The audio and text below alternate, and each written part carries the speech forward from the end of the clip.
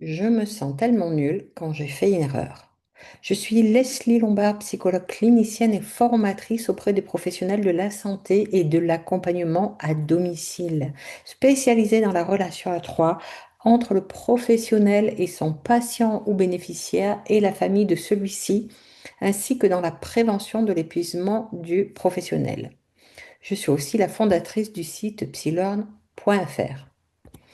Je me sens tellement nulle quand j'ai fait une erreur. Une erreur ou un oubli vous hante. Vous avez peur d'avoir mis un bénéficiaire en danger.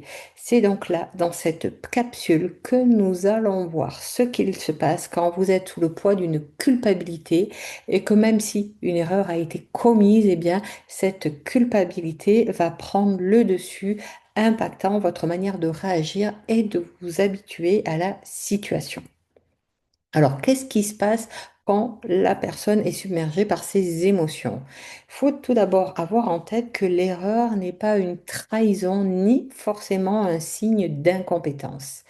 Parce que dans ces cas-là, si la blessure est telle suite à une erreur qu'il y a beaucoup d'émotions, eh bien les capacités de réflexion et de discernement vont être court-circuitées tellement le sentiment de culpabilité est important et va vous déborder jusqu'au point de ne plus pouvoir accéder à vos capacités de raisonnement habituelles. C'est-à-dire qu'à ce moment-là, votre cerveau émotionnel va prédominer et vous empêcher de faire le point sur l'erreur. À propos de cette erreur, justement, l'idée, ce sera de pouvoir comprendre eh bien, qu'est-ce qui l'a engendré et comment ensuite penser, élaborer les comportements, positionnements qui permettront de la corriger, de pouvoir évoluer. Alors justement, comment parvenir à réguler vos propres émotions sous le poids de cette culpabilité importante? Tout d'abord, il va s'agir de ne pas tenter de nier, de refouler, de repousser ou de contrôler vos émotions. En effet, tout le monde commet à un moment donné ou à un autre une erreur et en commettra par la suite. Puis de prendre le temps de vous poser, de respirer afin d'identifier, de nommer vos émotions. Pouvoir ensuite les écouter, les reconnaître et les accepter avant d'imaginer, eh bien, penser, décider ensuite ce que vous allez faire par rapport à cette erreur. Quelle décision allez-vous prendre? Quelle action allez-vous mettre en place pour pouvoir bouger, faire évoluer ce qui a amené au fait de commettre une erreur?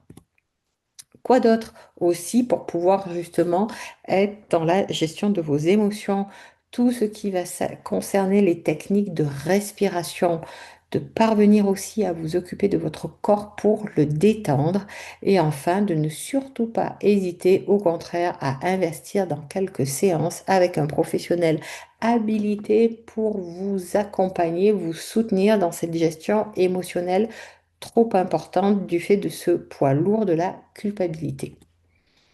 Alors, action, voici ce que je vous propose, c'est de pouvoir garder en tête que cet apprentissage vis-à-vis de la culpabilité, eh bien, va se pratiquer régulièrement et pas uniquement en situation de crise, car à ce moment-là, quand vous êtes en crise, les bénéfices seront nettement moindres et peu intéressants pour vous.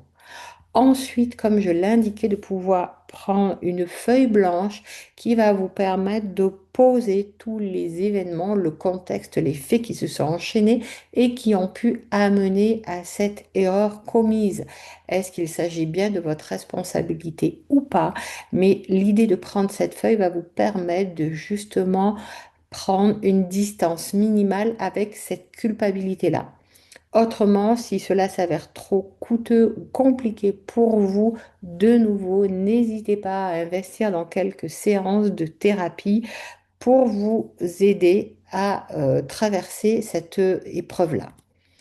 Ensuite, ce sera de pouvoir vous ramener à vous, eh bien, qu'est-ce que je veux, qu'est-ce que je décide de mettre en place pour avancer et évoluer face à ce poids de culpabilité qui est trop important, enchaînant et qui m'empêche justement d'accéder à la créativité que j'ai pour trouver les réponses adaptées, car on le sait, il importe vraiment pour tout un chacun de parvenir à s'adapter au mieux à toutes les situations et non pas d'être coincé dans ces situations-là.